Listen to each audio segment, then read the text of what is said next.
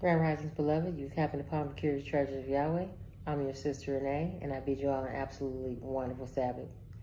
Now, recently a family member tragically lost their life in an unexpected accident. The mother of his children made a comment that shocked many.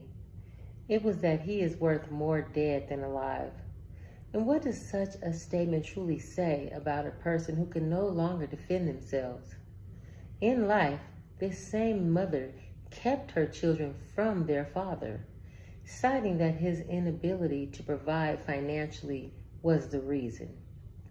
While the father couldn't meet all of her financial demands, he did everything he could emotionally and mentally for his children. His main focus was his younger child, who had also lost her mother. Though he was unable to provide consistently in terms of money, he was a very strong presence in his children's lives whenever he could be with them. Sadly, now that he's no longer around, the mother believes that the children will be better off because of the monetary benefits that they might receive, even though these funds will eventually run out as they grow older. But can money really replace the presence of a father? In the United States, over 23 million children live in fatherless homes, and 24% of children grow up without a father figure, whether biological, stepfather, or adoptive. Some fathers are absent due to incarceration, others due to death, and some by choice.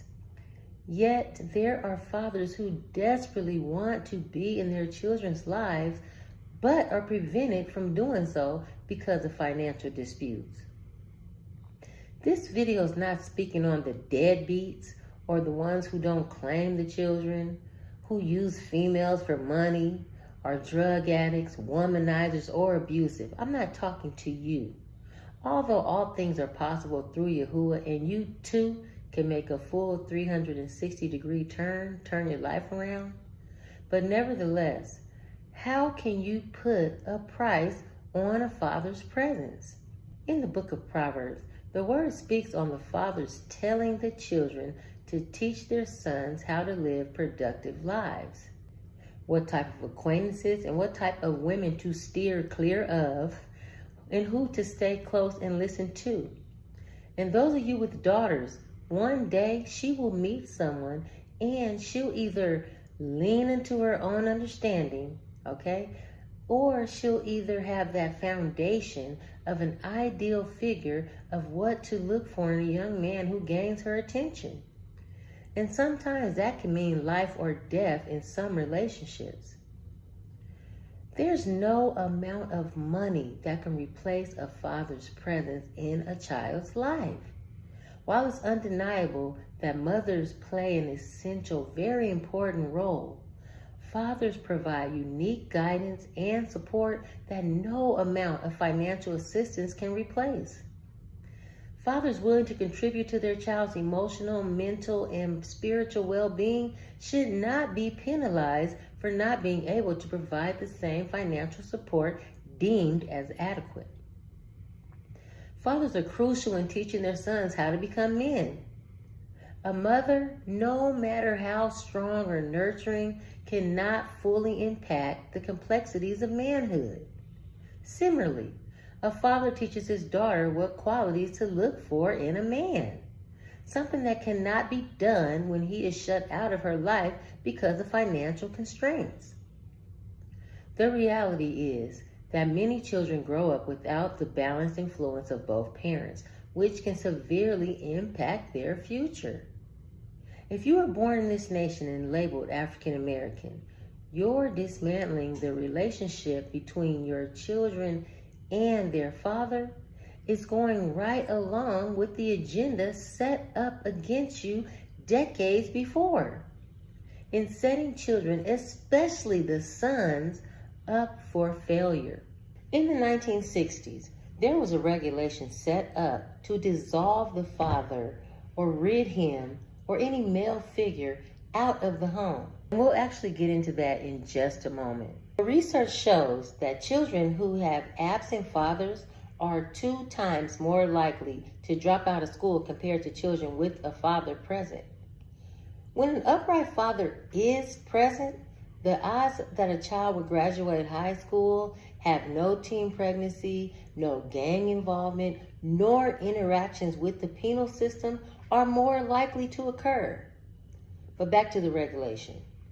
It was called the man of the house rule, and it was applied in certain jurisdictions, predominantly poverty-infested jurisdictions where unemployed mothers were denied welfare benefits if the father or any male figure resided in the home.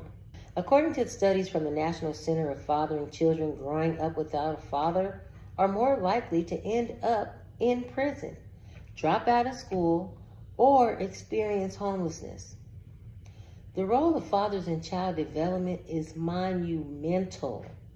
The Bible teaches that fathers should love, discipline, and guide their children.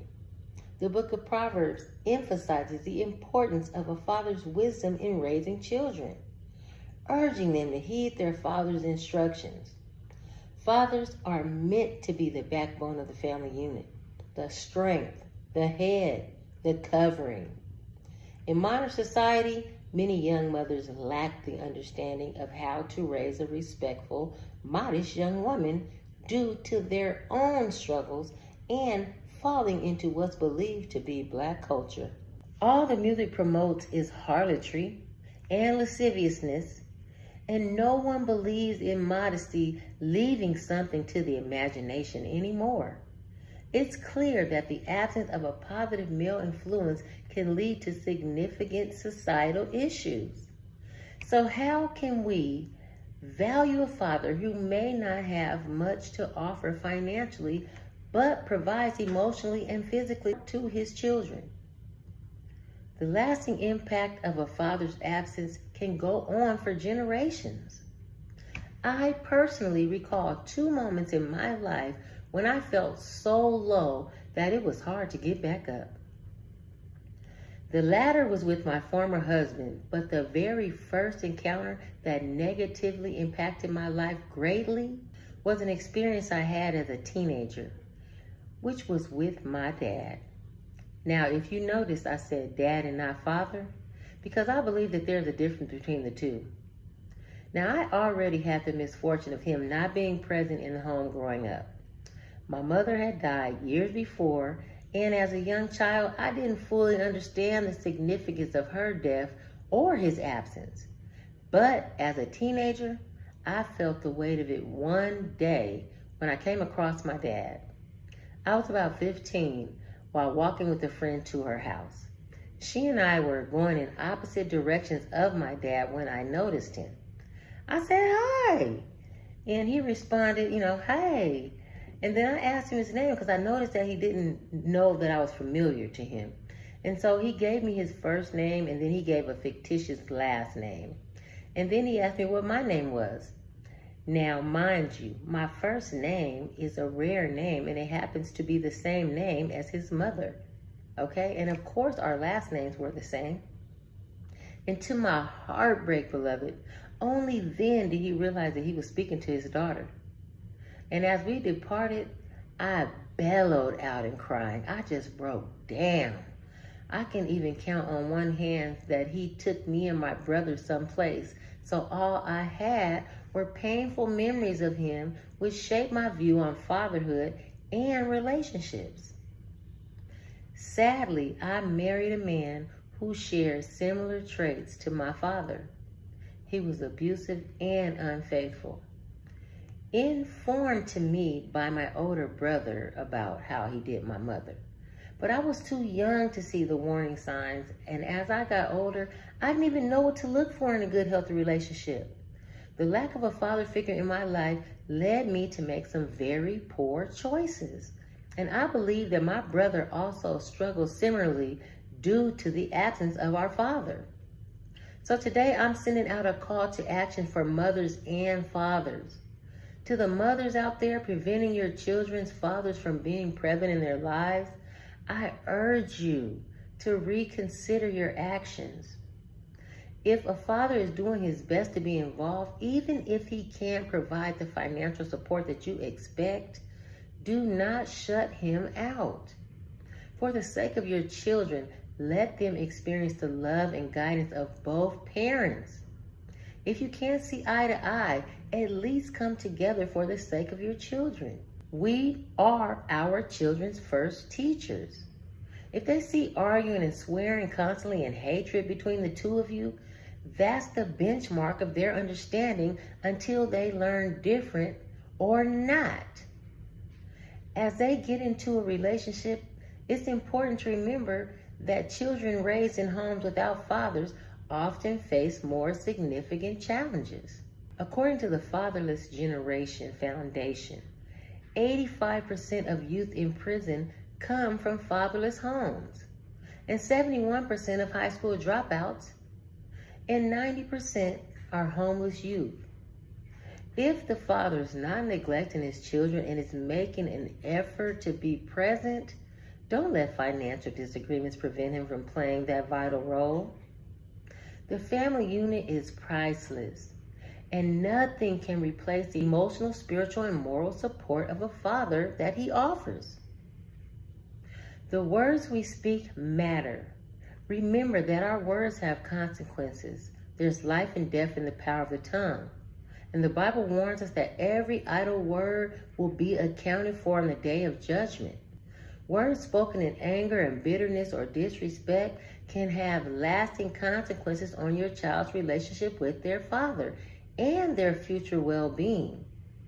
So in closing, let us reflect on the true value of family, the role of fathers, and the lasting impact parents in general have on their children's lives. Join in on the discussion, beloved. Leave a question or a comment below. And if you haven't, check out this playlist to discover the real agenda against many of you, setting you up for failure, setting your children up for failure, and you don't even know it.